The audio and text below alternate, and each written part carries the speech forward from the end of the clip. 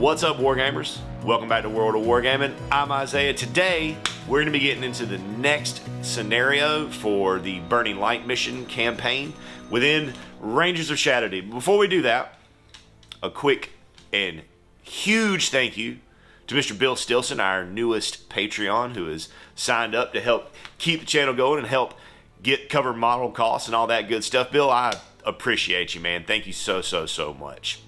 Now, for everybody else, if you'd like to help out with that, there's a link down in the description. Otherwise, if you'd like to do something that doesn't affect your wallet, please consider hitting that like, subscribe, and bell notification, as it does help push out the word of the channel to new gamer nerdy friends. And it also makes you aware of when I post new content, which is generally every Monday, Wednesday, and Friday. And let's get into this game of Rangers of Shadow Deep. All right, so we have entered the courtyard. We're coming in from this side. We've got 4 skeletons in the middle, skeletal knight here, and in the opposite corner there.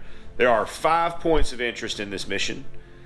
Here, that rundown shack, this rundown shack. There's some graffiti on these barrels right here, and there's something going on with that cart right there. We've got 9 turns as per the usual for the Burning Light scenarios. C is the target point, and let's get into it. Dundrick, gonna open fire at that skeleton. I'm plus a whole bunch. Yes, that will do it. Let me double check my I'm plus 5, so that will absolutely destroy that skeleton. They only have 1 health, so away he goes. Dundrick will then make his move this away. Tobias up here, gonna take a shot at that skeleton.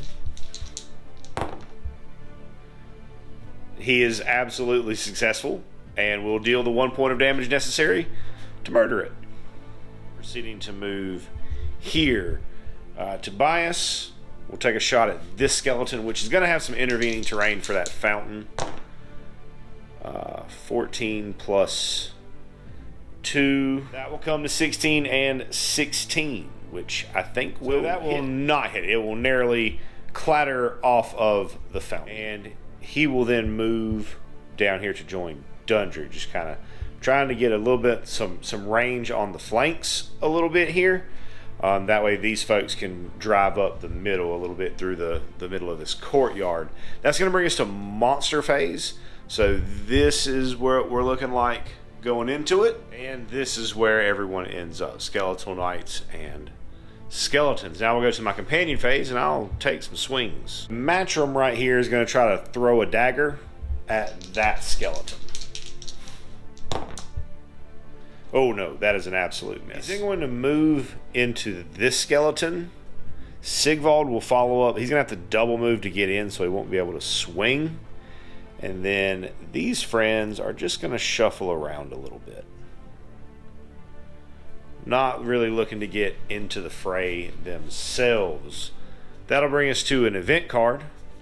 Red 3. And with that red 3, 2 zombies will burst from the fountain. Okay, we're going to start off with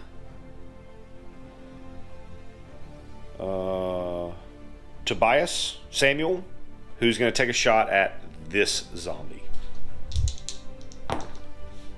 That is another miss. He will then move away. Dundrick is going to take a shot at this zombie right here. Goodness gracious. Yeah, that's a miss. He's going to move in to engage, and Desdemona is going to drop a fireball right there. First hit crushes him. That's plus 3, so that's a 22. That'll crisp up a zombie. Second one, 22.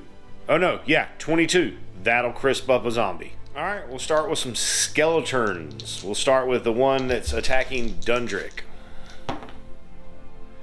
Dundrick's going to use his once per game reroll there, and it is even worse. However, I don't think the skeleton can do any damage. It gets plus 1.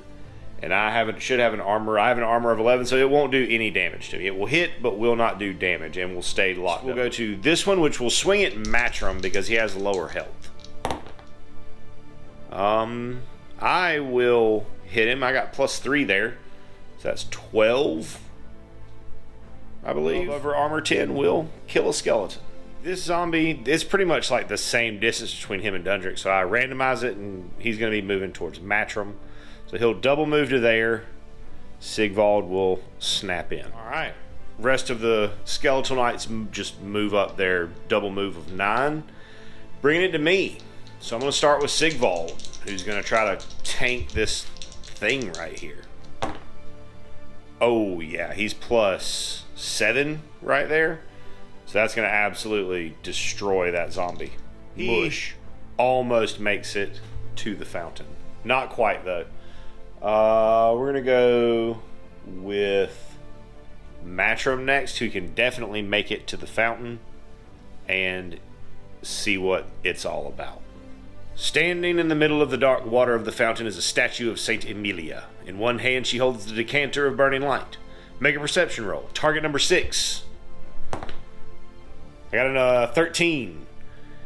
Note if the result is 10 or better. So 10 or better. See note 702. Spoilers incoming. Judging by the ruined stump of the statue's arm and the fragments that lay scattered about, the statue's other hand used to point to the library. You search a bit further and find a small jeweler's hammer lying nearby.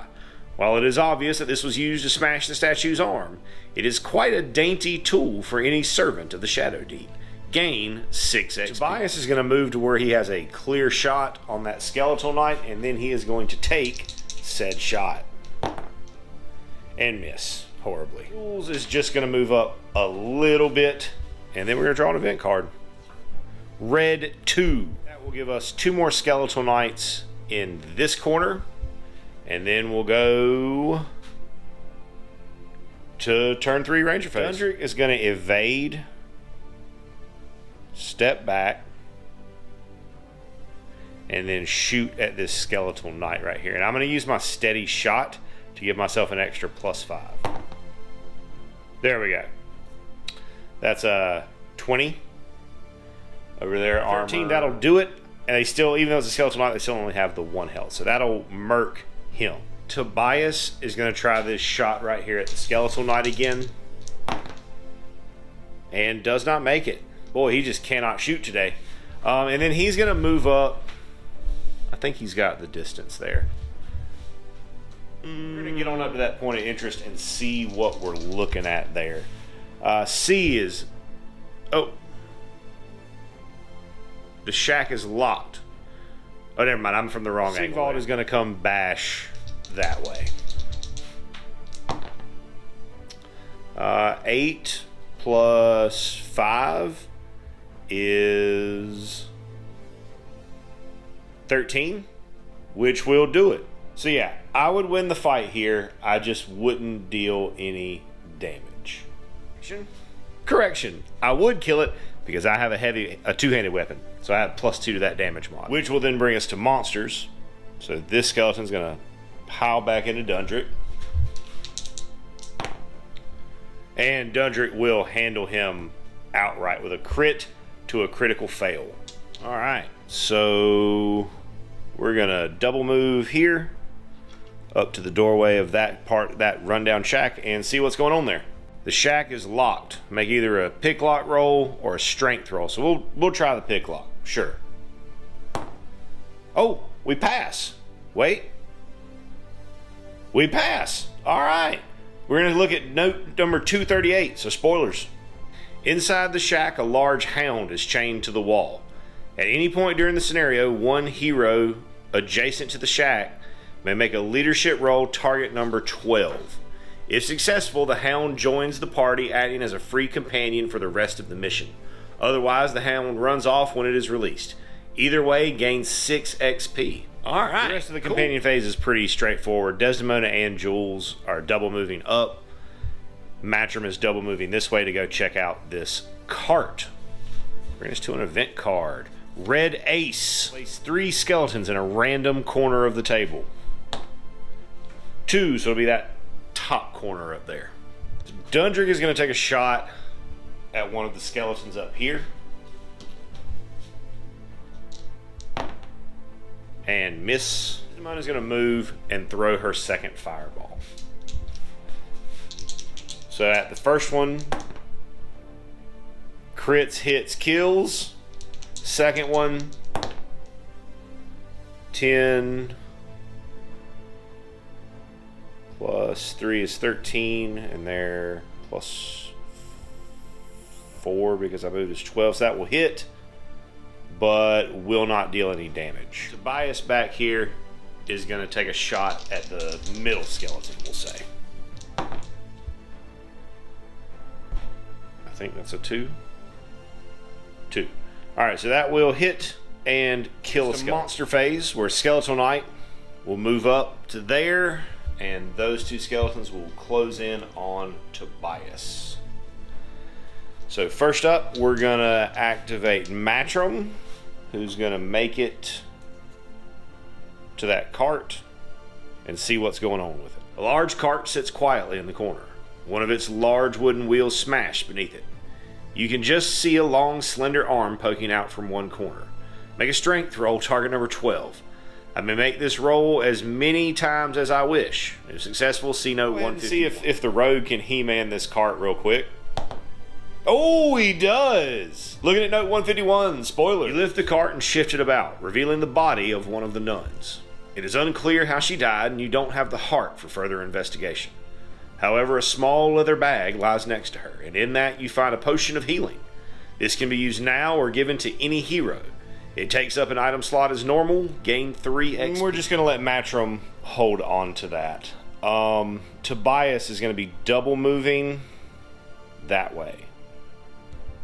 Jules is going to move up into this and give support for when Sigvald swings.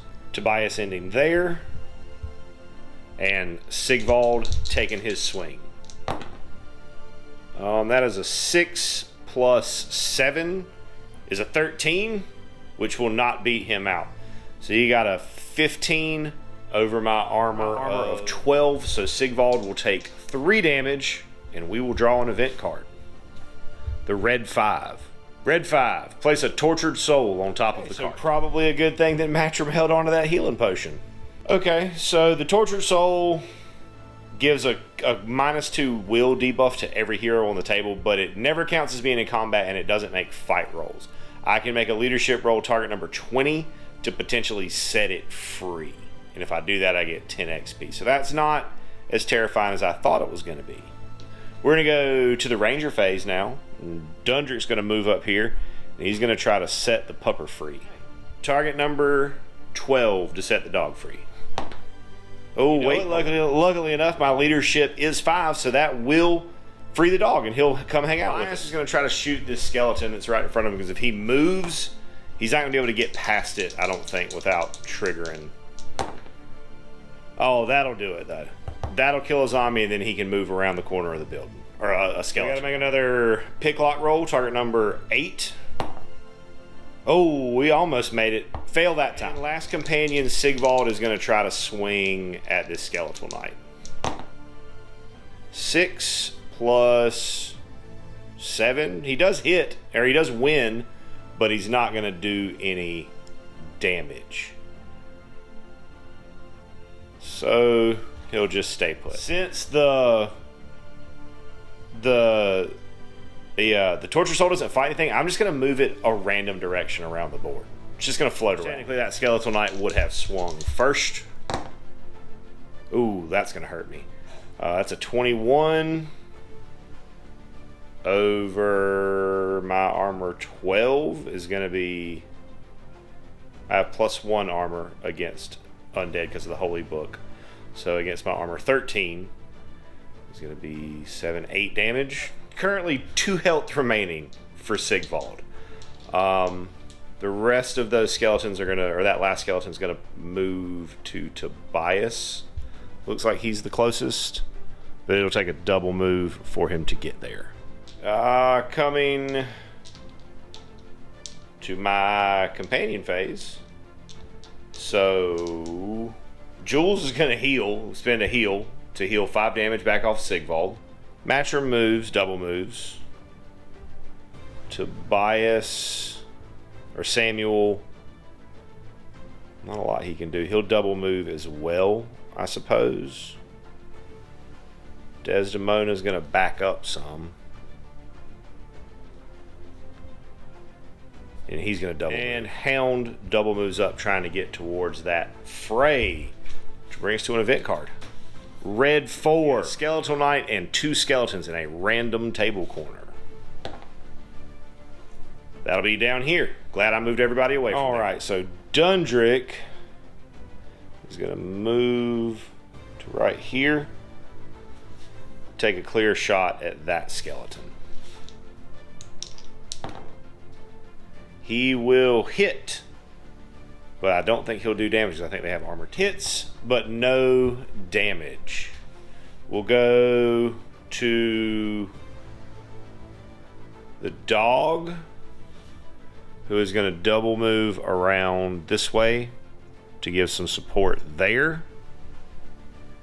And then we'll go to Sigvald, who's going to swing on this Skeletal Knight again. 3. So he will win, but will not do damage because he doesn't beat my armor. Because I got a 3, 5. Yeah, I have a 10. Yeah. He got monsters. We'll start with the Skeletal Knight. They both have the same health. So he's going to swing at Sigvald because he has the lower health currently. That is an 8 plus a 7 is a 15 to their 18. Oh, goodness. You're going to deal 5 damage to me. This skeleton will swing at the Hound, who's plus 2, and gets a 10, which will beat the skeleton, but not by enough to deal the 1 point of damage that we need. These friends are all going to move towards Dundrick. That will move in a random direction. This way, just going to slide up the board. Bringing me to more companion phase stuff, where Jules is once again going to burn his last heal to take 5 off of Sigvald. Desdemona is going to do nothing. Samuel here is going to move over just a little bit and take a shot at this skeleton. That is a miss. Matrim is going to double move over to here to check out this point of interest. A line of text written in some ancient language has been hastily scrawled across the wall. Mega read runes roll, target number 15. I may make it as many times as I wish. We'll go ahead and try it with him since he's there. He does not make it. That's okay. I'm going to take back what I said about Desdemona. She's going to move up 9 this way towards all of that goodies, all that good stuff. Tobias will take a swing at that skeleton. Oh, and he does get in there and deal the point of damage. Try to pick that lock, which he does with flying colors. This shack contains gardening tools, most of which are old and in poor repair. However, there is one sickle that still has a keen edge. This sickle counts as a hand weapon and can be carried by anyone who can use one. Gain 2 XP. Matrim is going to be taking that sickle and getting rid of his dagger. He's going to replace his daggers. They're both hand weapons. At least I think they are. I think that's right. I may be wrong on that. If I'm wrong, I'll double check it later, and if I am, I'll redistribute it accordingly. Desdemona, that's everybody. So let's make a event card draw. Red 6. Give us a ghoul flinger up in that corner, and we'll go to the Ranger phase, where Dundrick's going to have to scoot up out of here. He's going to have to get gone. We're going to start with